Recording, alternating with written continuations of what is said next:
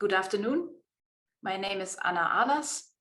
On behalf of the Lise Meitner Research Group, China in the Global System of Science and the Berlin Contemporary China Network, I welcome you to another session of our lecture series, China, the New Science Superpower ? Today, we will talk about another very exciting topic in this series, military civil fusion and China's AI research strategy. As many of you know, the topic has been in the news recently, also in Germany, because of the detected connections between German research organizations and Chinese military institutions. There's also talk about China now being the leader in the field of AI globally. And so all of these topics are very highly on the agenda of people, both in the practical field dealing with science collaborations with the People's Republic of China, but also scholarly in terms of understanding the inner workings of the Chinese science system recently and very currently. So I'm very, very much looking forward to today's talk and our discussion. We have the best speaker I think we can imagine, Emily Weinstein from Georgetown University, who is a super prolific scholar in the field, publishes widely, and is in the middle of the debate on all these topics in the US and beyond. I think for most of us here from a European perspective, it's always interesting to also follow how these things are debated in the United States, because in one way or another, Europe somehow follows in the footsteps of these debates, as we have seen in recent years. So we are very happy to have Emily Weinstein with us today. Before we introduce her in more detail, just the usual reminders. Please keep yourself muted for the entire duration of her talk. There will be plenty of opportunity to discuss in the end. We will record the presentation, but not the Q&A part, and the video will be made available through the usual channels after her talk. Yishu Mao, a pre-doctoral fellow in the Lise Meitner group, has agreed to introduce Emily Weinstein. Yishu is also working on questions of AI research in the PRC, and she is not only working in the Lise Meitner group, but also a PhD fellow at the University of Zurich. And with this, I'll hand over to her, and then she will give Emily Weinstein the floor later on. Thank you. Thank you, Anna. I have a great honor to introduce Emily Weinstein. She is a research fellow at Georgetown Center for Security and Emerging Technology. She's also a non-resident fellow at Atlantic Council's Global China Hub and the National Bureau of Asian Research. Her current research focuses on US national competitiveness in artificial intelligence and US-China technology competition. She has previously conducted research on China's science and technology ecosystem, talent flows, and technology transfer issues. Her latest work includes a report, US outbound investment into Chinese AI companies, co-authored with Noor Long in February 2023. And she also recently gave a testimonial before the US-China Economic and Security Review Commission on the issue of export control regime in relations to China. Today, she will present, as Anna already foregrounded, the fascinating topic of military civil fusion and China's AI research strategies. Without further ado, the digital floor is yours. Welcome, Emily. Thank you so much. I'm very excited to be chatting with you all. Like was said, I'm going to talk about China's military civil fusion strategy. I'm going to try and lay out some of the differences that we're seeing in terms of, I would say, MCF in theory as well as MCF in practice. Because I think for most people in the room who have looked at China's science and technology issues in the past, there's always sometimes this discrepancy between what is laid out in key policy documents versus what is actually implemented or what we actually see eventually coming out of these policies, 5-10 years later. And I think that's a really important thing to help add nuance to the conversation. I think there's a lot of hype, particularly around things like China's progress in artificial intelligence and other emerging technologies. And some of the hype, I would say, is definitely warranted. But in certain cases, I think policymakers in the United States, in particular, often latch on to these kind of big, broad statements about, China wants to reach this level by 2025 or by 2035, and they kind of take that as gospel and just assume that if China says they're going to do it, they're going to do it. And again, there's a, it's, you always want to be prepared for the best or worst case scenario.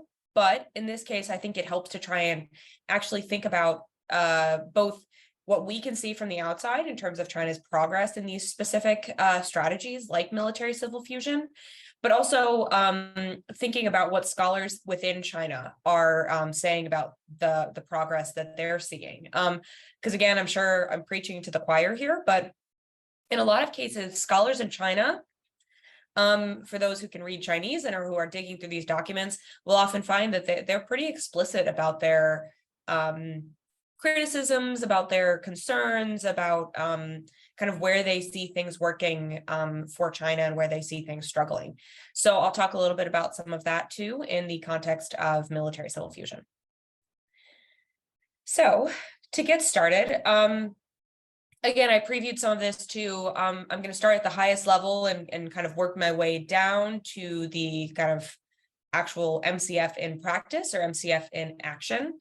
And we will go from there. And I hope to have a really kind of lively discussion once I'm through my slides. So I thought I'd start out by just discussing what my institution is, because we're about 4 years old now, but we're somewhat unique in the context of like an academic institution, think tank type body. So CSET is, like was said, is the Center for Security and Emerging Technology. We are housed within the School of Foreign Service at Georgetown University, but we're not a traditional kind of academic center that we kind of usually think of. We don't do really any teaching, although I will say some of my colleagues do kind of an adjunct ad hoc course here and there, mostly for graduate students, but we do a few for undergrads as well.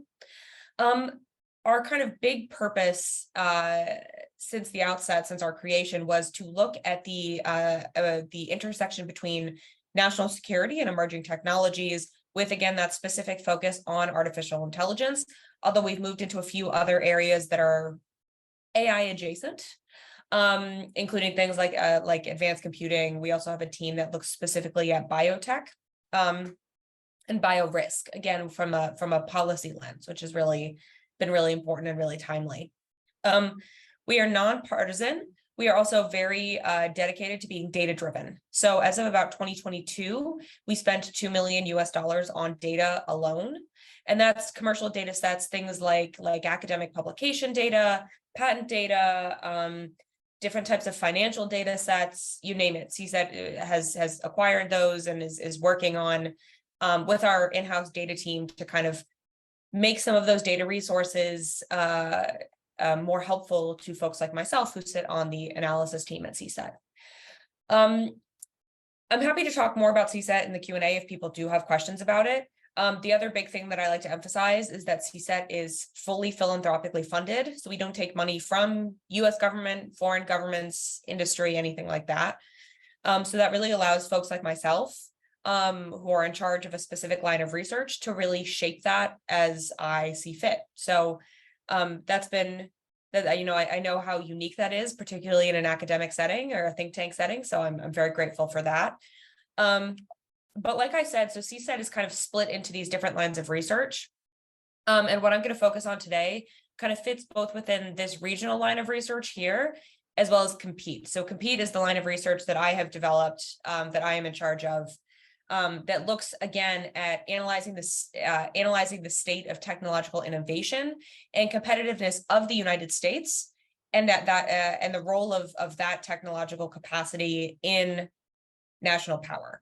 And obviously, as someone who's a scholar of China and China's science and technology, I come at this lens of competition and technology competition with China kind of at the forefront of my mind. So for me, I feel like I'm in a unique position where I have gotten to spend so much time studying the various parts of China's science and technology ecosystem, understanding how those parts work together so that, the United States and our allies can come up with the best kind of policy responses to deal with the most, what we decide are the most problematic from a national security perspective pieces of China's science and technology ecosystem. So making sure that our policies are as nuanced and as targeted as possible, so they don't overreach or hurt kind of broad swaths of innovation, either within the United States or China or even globally. So that's my very quick overview of CSAT. I wanted to just throw that in at the outset because I know relatively new organization, but let's get into the kind of the meat of the presentation, which is, again, looking at China's military civil fusion strategy. So I always like to start out at like the policy level of what does China want, and then work my way down, like I said in that outline. And I think this is a quote from, and by the way, I will share the slides after. I know there are a few things that are hyperlinked here, so I'm happy to share and link to any of CSAT's reports that I do mention throughout the presentation. But I love this kind of layout that was done by two of my former colleagues at CSAT, Matt Daniels and Ben Chang, that talks about how tech and innovation are so central to this concept of national power. And I think in particular in the context of China, tech and innovation are so central to what Xi Jinping views as his, the way there's the comprehensive national power, comprehensive national security kind of message or concept that he has come out with during his term in office, or I should say terms in office. And this kind of the role of tech and innovation here, I think, are really important in how he views China as a modern superpower. So kind of from a country agnostic perspective, what my colleagues did was look at how major innovations can change the estimations of power in 3 different ways. And this is, the estimations coming from either folks like myself in the United States, looking at how China, how I would estimate power in the context of China, but I think this also is an inward facing estimation as well. So you could be sitting in my perspective, you could be sitting from the perspective in Berlin, you could be sitting from the perspective of Xi Jinping or some of the leaders in China, thinking about, again, the role of innovation and how you estimate both your own power as well as the power of others. So again, innovations can introduce new elements of power. I think that's relatively self-explanatory. It's this idea that the second you have a new technology innovation, that gives you leverage in certain ways, both within your own system and within bilateral or multilateral relationships as well.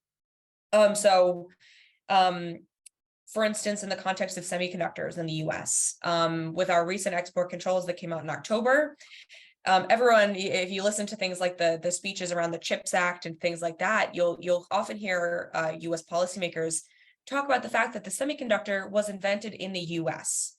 And now you can see that innovation. So going back to Fairchild Semiconductor in the 1960s, that innovation is really viewed even now. So what are we now? 40, 50, 60 years later, is still viewed as a really key element of how the US views its own national power. So that's just an example of that one. Innovations also change the importance of existing elements of power. So this is thinking about balance of power kind of across the geopolitical system. The second one country comes up with something, it changes how that country views both itself in geopolitical national security, national power context, but it also changes how other people view them. So I like to throw out the example here of ASML in the Netherlands. And you're going to hear lots of semiconductor examples today. So apologies for that. They happen to be something that my team is working a lot on at the moment. But for instance, if you're thinking about existing elements of power, so existing powerhouses within the geopolitical system, the second that the Netherlands comes out with this super advanced EUV photolithography, machines that are used to make some of the most cutting edge semiconductors, you see kind of a shift in both how they view themselves and how they view their national power, but also a shift in how everyone around the world views them. Because all of a sudden this innovation kind of elevated the Netherlands in the eyes of both themselves and the rest of the world. And then lastly, and this is going to sound very much back in the kind of international relations theory type mindset here, but innovations also alter states' immediate goals. So again, the second that there's a shift in innovation, the second that a country is able, or an entity within a country is able to come out with some type of innovation, all of a sudden the country itself where that innovation occurred, as well as the countries that are watching that innovation, all of a sudden will often kind of shift what their immediate goals are. And I think, obviously we're going to talk a lot about AI today, but if we think about things like ChatGPT, I think this is a perfect example of where we've seen both states as well as actors kind of at the lower level. So,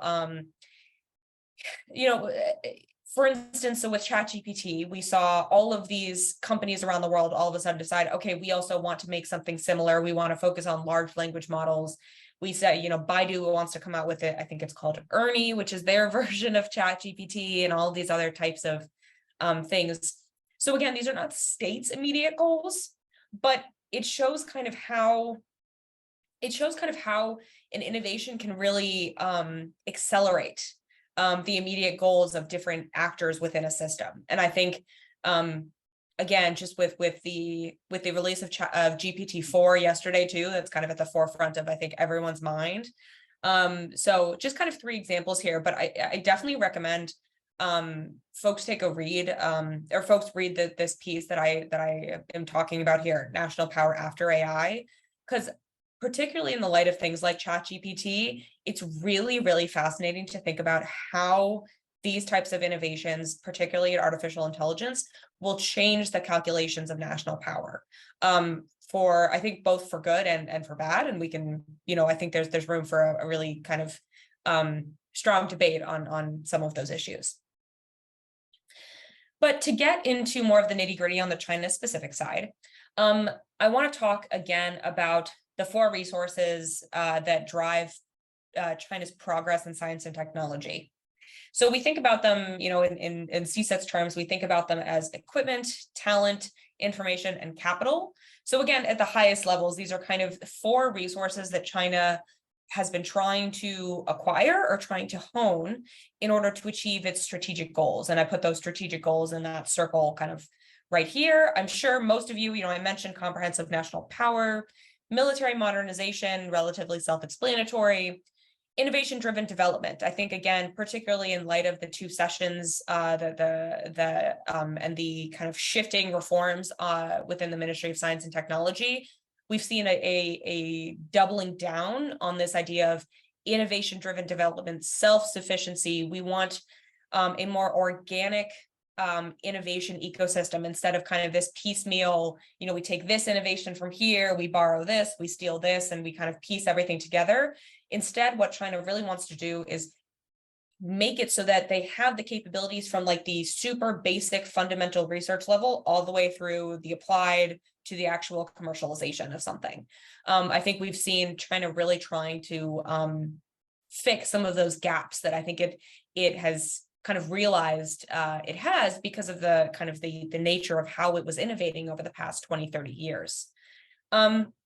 And again, those circles around the kind of the colorful bubbles over here, I think are really important mechanisms through which China tries to achieve those strategic goals. So I think you could put the equipment, talent, information, and capital into all of these different buckets in certain ways. And these are just kind of specific ways that China is attempting to use these resources to drive its progress in science and technology.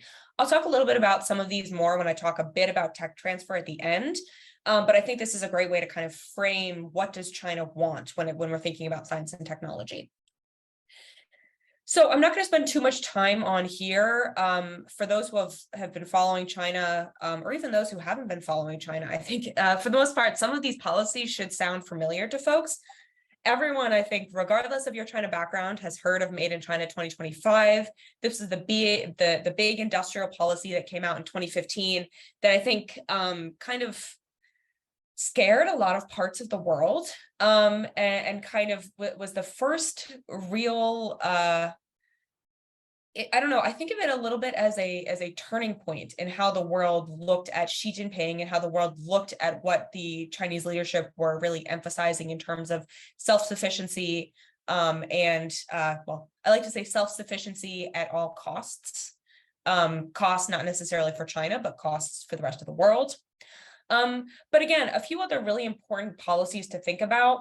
For those who have not taken a look at the medium to long-term plan for S&T development, this is such a seminal document. I would highly recommend folks take a look at it. And the Chinese government has been nice enough to translate that for us into English.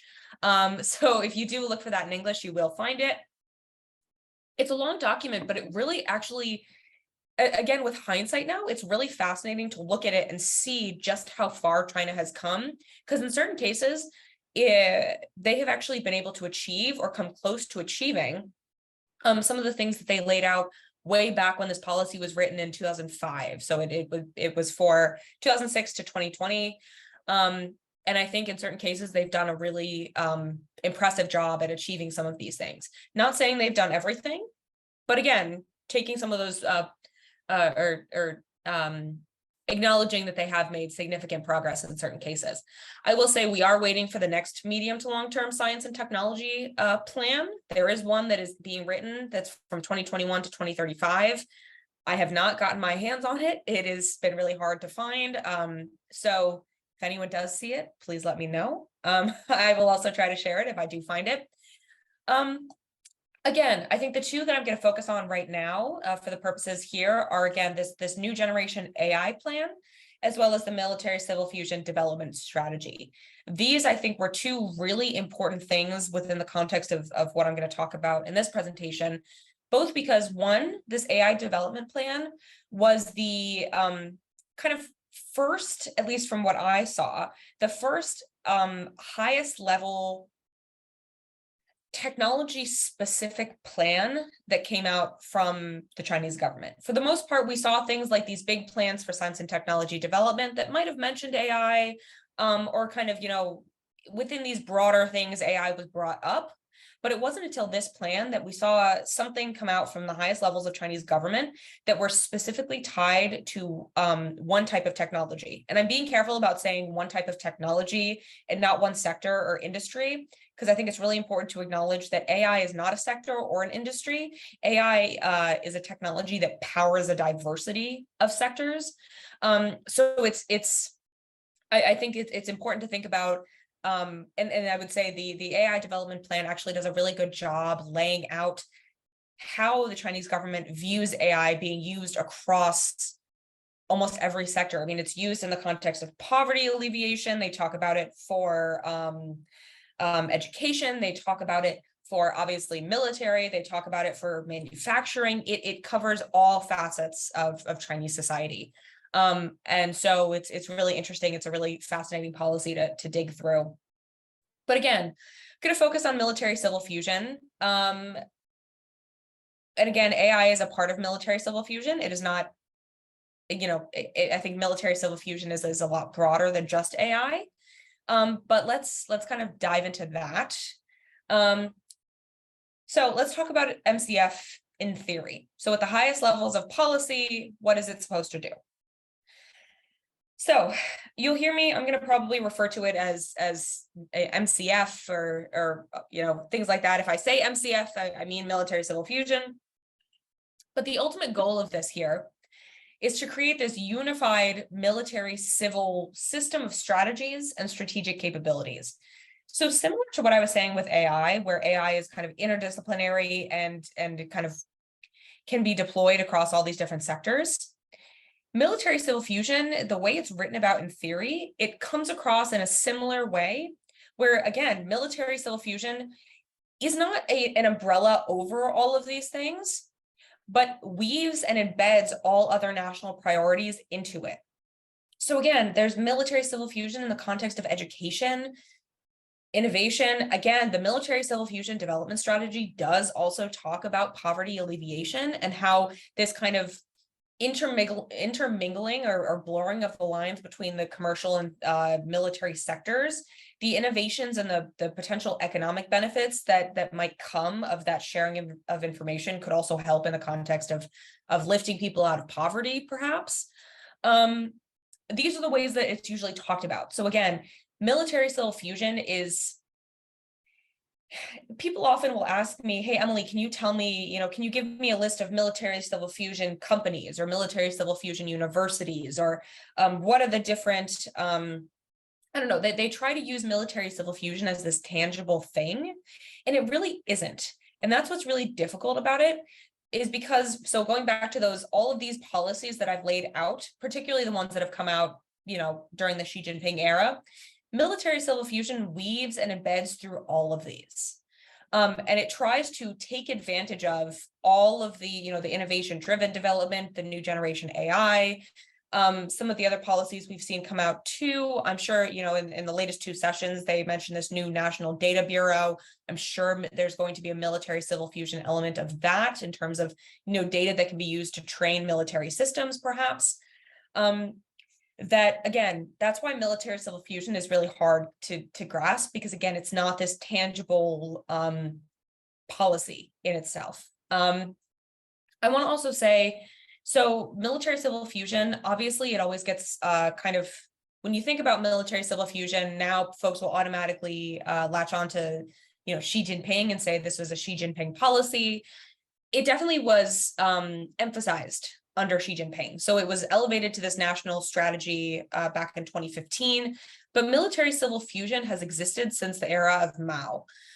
You'll find statements, broad, kind of very Maoist language about military civil fusion and how the military and the civilian side, from a very kind of communist, socialist perspective, we're there to benefit each other, and how both sides needed to share kind of, their resources and pool things to help.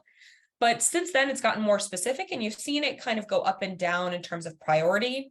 Under Jiang Zemin, there was an emphasis on this military civil integration. So instead of 军民融合, it was 军民结合. And so funny that I've gotten into kind of esoteric arguments with some people about the difference between 结合 and 融合. Does this mean when China changes from military civil integration to fusion, is that an emphasis on are they moving from integrating it to fusing it? Are we seeing progress? Or is it just a new leader comes into power and decides that they want to rebrand? It's hard to tell. Usually I'm of the mindset, if a Chinese leader is using a specific word or term, they're doing that very consciously. So I like to think that maybe Xi Jinping viewed fusion as this kind of next step, and things are fully integrated, they're sitting in the same room, but now we want to fuse them together. So again, very kind of esoteric, but interesting again when you think about the choice of words here. I want to talk a little bit too about this idea of spin on and spin off of military civil fusion. And I think I have this on a different slide, or you know what, I'll go back to it later. But so spin on and spin off, just to emphasize here. So a lot of people think that military civil fusion is this idea of things being spun off from the civilian sector to benefit the military. And yes, that is a very, very important part of military civil fusion, but it also has the spin on side of it too. And I've written a little bit more on kind of the differences in these two. But the spin on side is this idea of taking things that were innovated in the military or defense context and spinning them onto the commercial sector.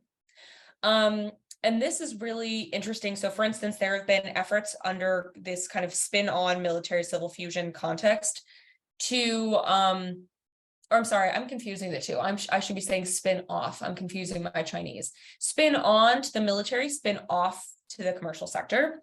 So the spin off, so going from military to commercial, there have been efforts under this to actually, for instance, declassify defense technology patents.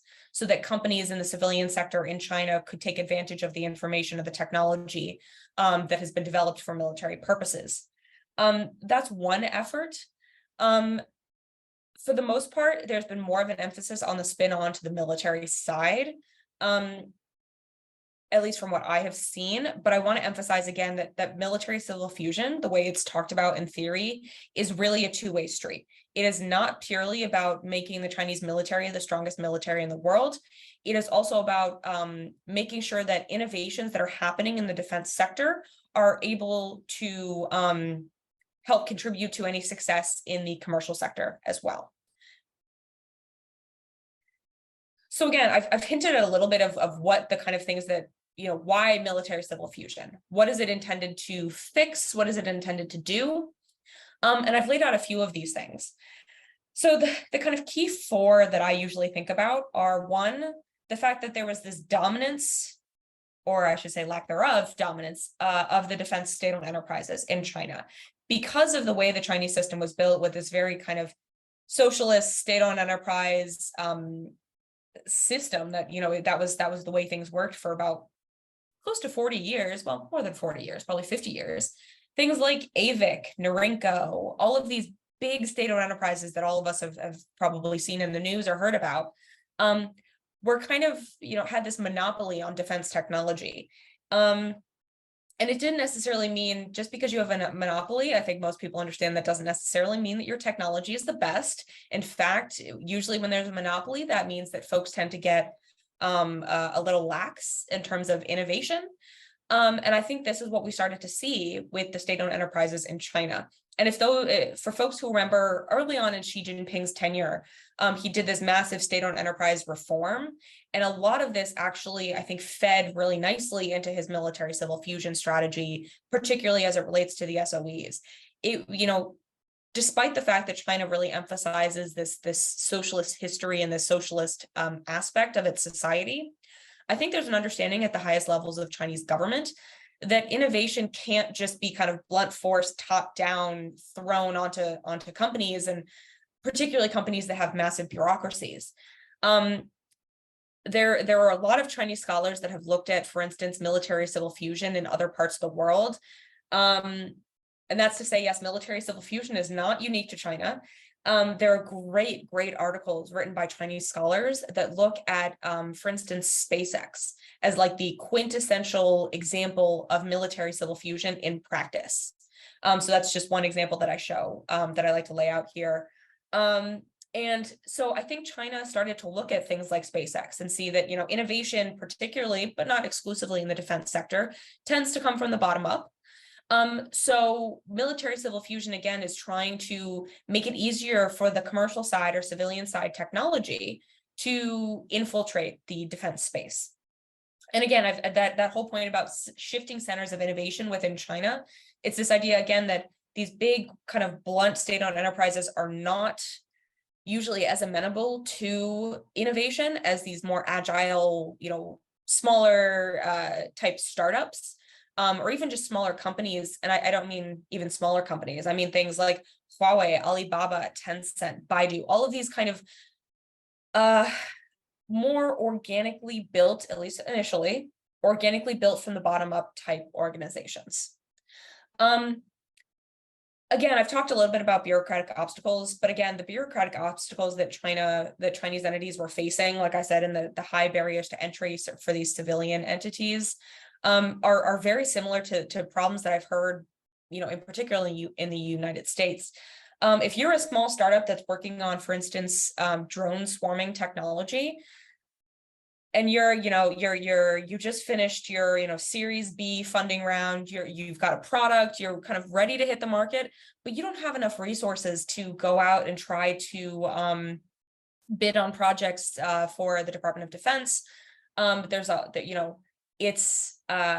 heard it's very,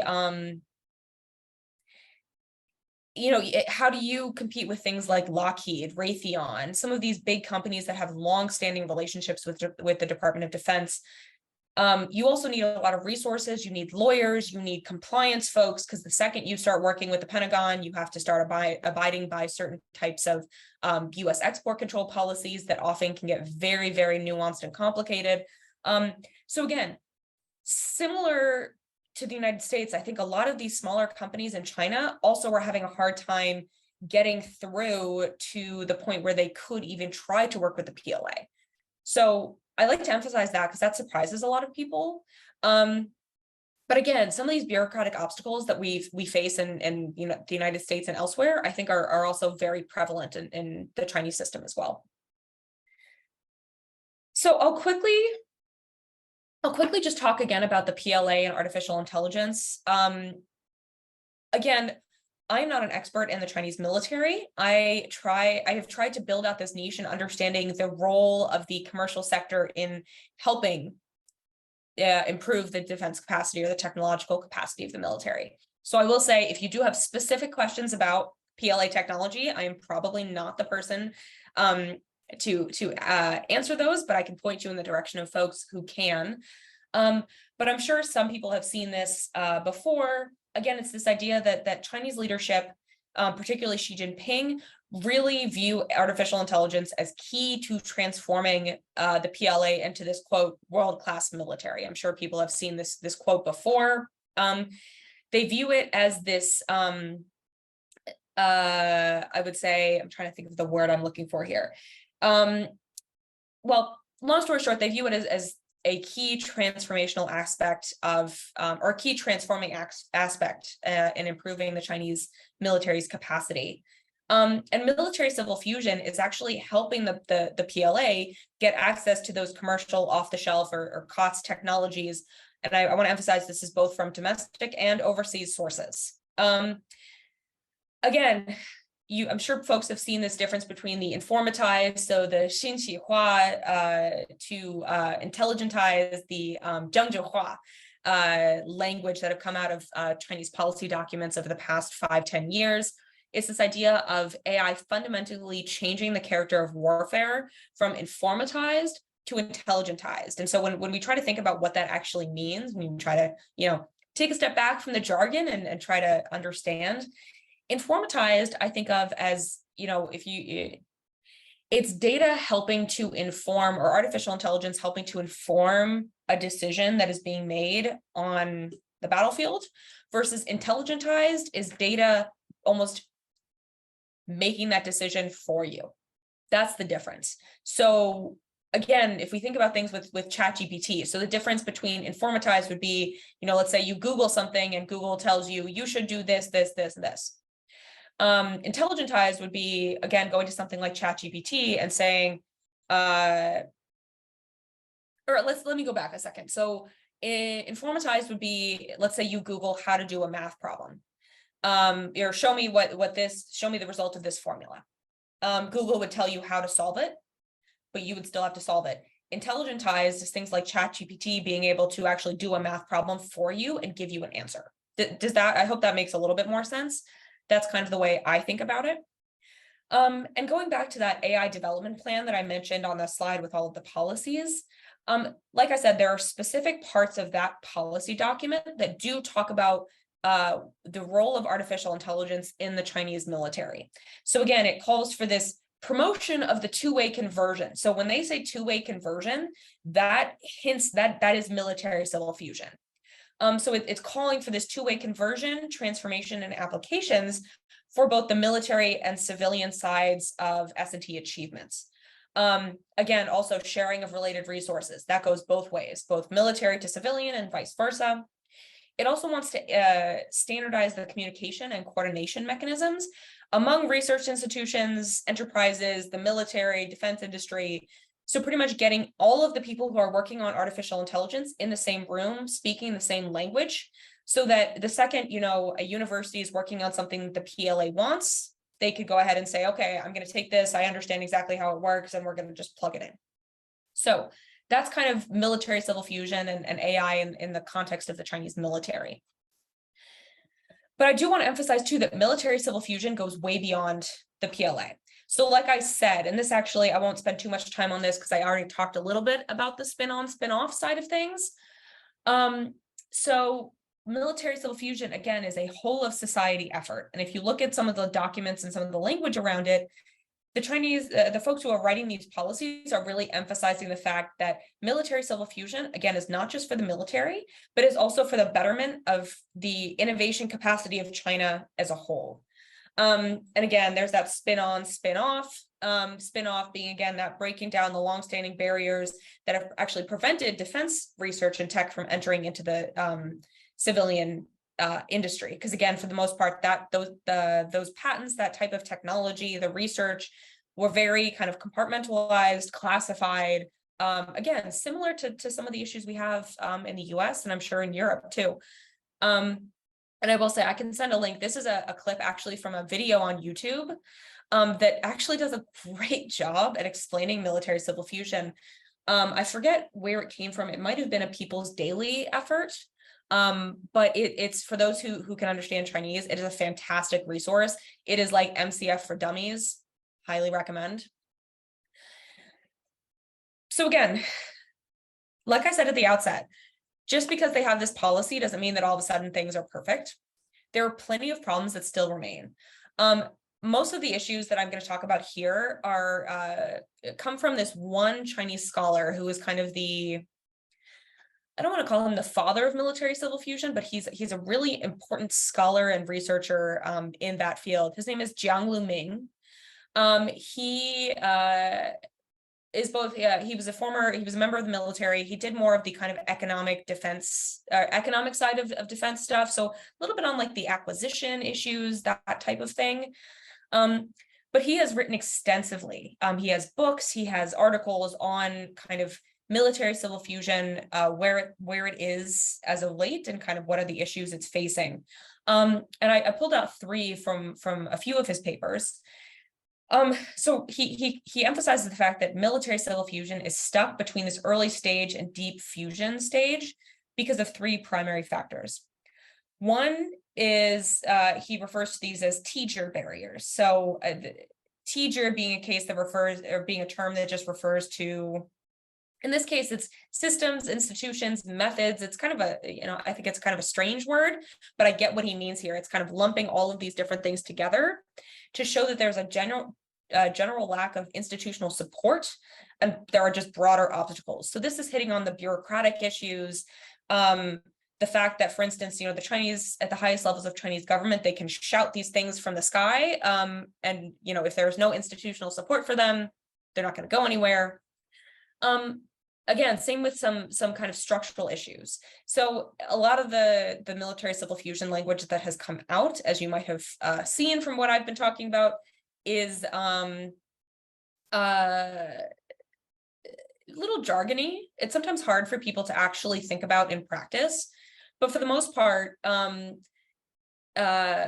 Jiang argues is that military civil fusion is not well explained and is often just interpreted as this broad kind of, China has a low sufficiency, a low supply of high-end weaponry and tech and an excessive supply of low-end products, very kind of, makes sense in the context of China. And therefore we just need to, fix everything and make it, increase the high-end weaponry tech thing. And what he argues is that it's actually much more nuanced than that. But if you talk to folks who are not intimately familiar with it, this is often kind of the way it's described. And then lastly, there are some policy issues and an incomplete legal framework. So there is a military civil fusion law that is still under negotiation. I'm pretty sure it's still under negotiation. It was as of 2021. I haven't seen any progress on it. There's also no regulatory framework for military civil fusion. Some people say that there won't be, just by essence of what the policy is. But some people say that, again, the lack of a regulatory framework makes it really hard to actually implement in practice. So I just want to quickly go through and one example of military civil fusion in action, because I know I'm pushing on time here, and I do want to save time for discussion. But I want to point out a report that I did with a colleague back in 2020 that looked at defense-affiliated universities and kind of the pipeline from universities to defense state-owned enterprises in China. And I always throw out this quote here from our China Military Power Report from 2020. I think it's so important. It's this idea, again, that in practice, military civil fusion means that there is no clear line between the PRC's civilian and military technologies, obviously then raising significant due diligence costs for the US and other global entities, particularly those in Europe, that don't actually want to contribute to China's military modernization. And I can talk a little bit more about some of the tech transfer, export control type issues too. But before I do that, I want to talk about this report where what we did was we tried to think about, okay, how could you define defense affiliated universities in the context of China? Obviously, 99% of universities in China are under a government body. There aren't really private universities in China. There are some, they're not very well known. So what we did was we took a small subset of universities. We did some of the low-hanging fruit. So we looked at the 7 Sons of National Defense, which are 7 Chinese universities under the Ministry of Industry and Information Technology, those that have long historical ties to the defense sector. We thought about universities that are, for instance, on the Chinese, on the Department of Commerce's entity list, so that our US government, for instance, has decided are connected to the military industrial complex in some capacity, as well as kind of your broad military institutions like National University of Defense Technology, things that are, directly under the PLA. But we also decided, okay, what about ostensibly civilian entities?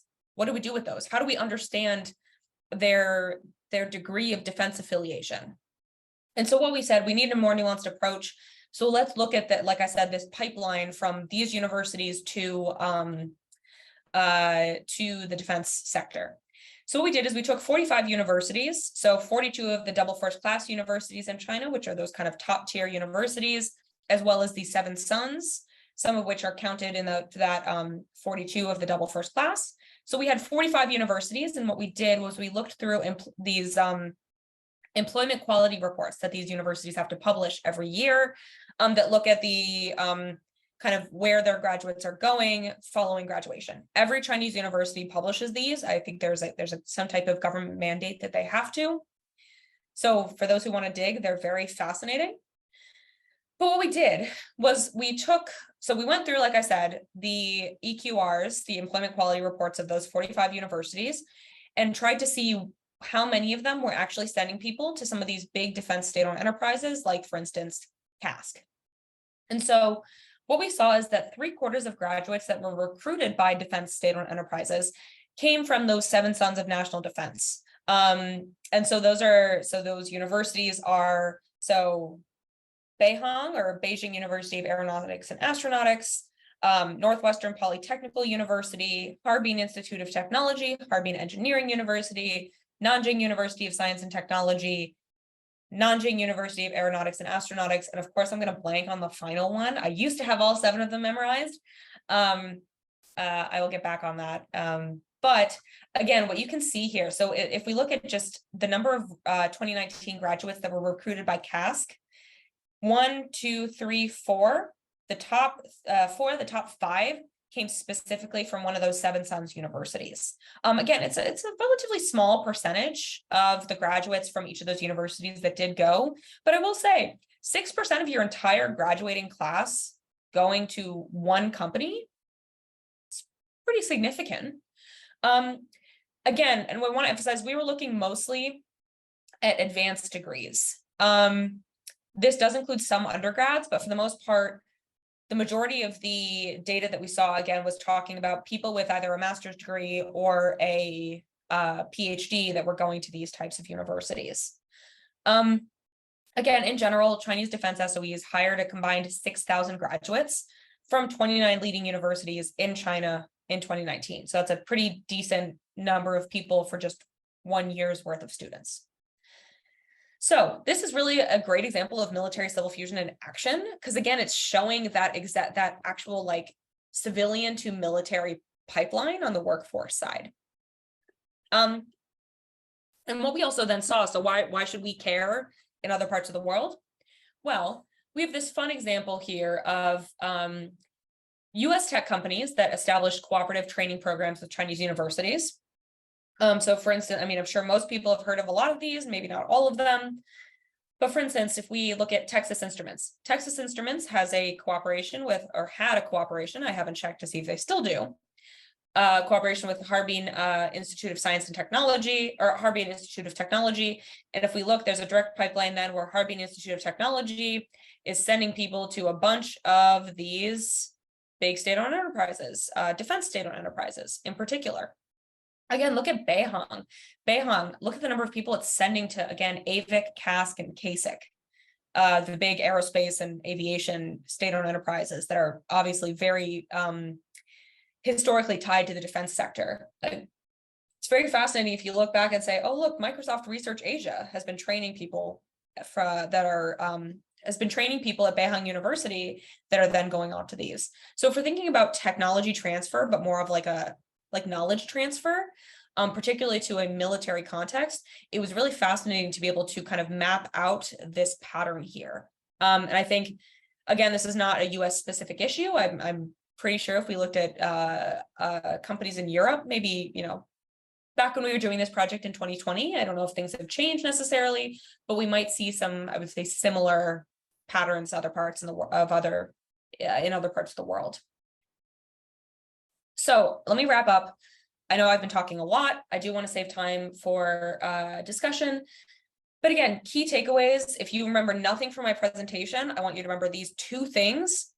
One is that military civil fusion is a whole of society effort, or a whole of society approach to military modernization and indigenous innovation. So all of this talk about self-reliance, self-sufficiency, military civil fusion is contributing to those efforts as well. It is not just a one-sided benefiting the military type strategy. It goes both ways, and Chinese leadership view both, so indigenous innovation and military modernization, as key to the survival of the CCP. And anyone who knows China knows that survival of the CCP is the paramount policy goal, is the paramount kind of thing that Xi Jinping holds close. On AI, I want to note that emerging technologies like artificial intelligence have the potential to change the future of warfare. So they could do this whole informatized to intelligentized thing, but it's critical to remember here, and I always remind policymakers of this, that the PLA remains untested. The PLA has fought one actual war, and it was a border war with Vietnam in 1979. They have no operational experience. So they can modernize and say they're doing all of these crazy things with intelligentized warfare, where, AI enabled systems, all of this stuff. But the lack of operational experience really puts them, I would say, at a disadvantage. Where, the US and other countries in Europe and in other parts of Asia have the experience and have the relationships to do these types of, exercises or things to be able to test a lot of this technology. China does not, the PLA does not.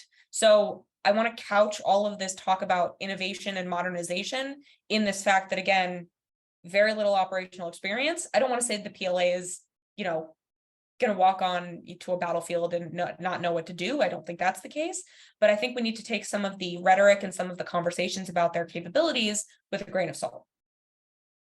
So just very briefly, I think this is my last thing, and then I put up a few questions. I want to also emphasize that China has a massive acquisition toolkit for technology transfer. A lot of these that fit, I would say, obviously there are plenty of these that are illegal. I think any of these, look familiar to folks. Any of the kind of cyber IP theft type things, very illegal. There are also these extra legal things that are kind of like,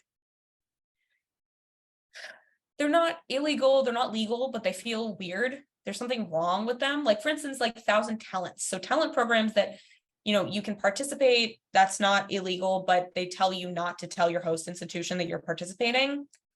That's I would say a perfect example of something that is in the extra legal category. But the legal activities, and I think particularly in the context of this, it is totally legal. Well, it might have been at this point. I don't know if it is anymore in certain cases, but it is usually pretty legal for companies around the world to set up cooperative agreements or training programs with universities in any other part of the world. That's it's not illegal. But it is still like I say, a mechanism for technology or for knowledge acquisition for China. And in the case here that I'm showing with military civil fusion, even if you think you are doing something that is purely commercial, civilian, you name it, the fact that military civil fusion exists and the fact that this strategy is being pursued, is actively being pursued within Chinese society, means that there is always that potential risk of your technology being used in a more military context. So I want to end with that. I know it's kind of a scary thing to end with. I want to just also caveat by saying that I think we have to be able to accept some amount of risk when collaborating with Chinese entities kind of writ large. There's never going to be an example of a collaboration or an investment or any type of partnership with China that is free of any risk. But I think we need to start moving away from it, at least in the US side, this kind of black and white, no risk or all risk assessment of Chinese partnerships. For instance, if you're a university and, if you're trying to partner with a university in China, there is more risk probably associated with collaborating with the National University of Defense Technology than there is with Tsinghua University. I'm not saying that the Tsinghua University partnership has no risk attached to it, but again, it's understanding the nuance and understanding this risk along a spectrum instead of just, like I said, all risk, no risk. So that's my kind of soapbox here. I put up these questions. I'm happy we can discuss these. We can discuss other questions. I'm totally open. But with that, I will close, and my email is on here too. And so feel free to reach out. Thank you so much.